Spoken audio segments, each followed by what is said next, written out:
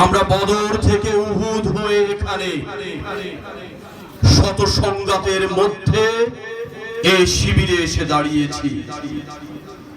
কে প্রশ্ন করে আমরা কোথায় যাব? আমরা তো বলেছি আমাদের যাত্রা অনন্তকালে। উদয় অস্তের ক্লান্তি কোনদিন আমাদের বিহবল করতে পারেনি। আমাদের দেহ ক্ষত বিক্ষত, আমাদের রক্তে সবুজ হয়ে উঠেছে মুতার প্রান্তর। পৃথিবীতে যত গোলাপ ফুল ফোটে তার লাল বর্ণ আমাদের রক্ত, তার সুগন্ধ আমাদের নিঃশ্বাস বায়ু।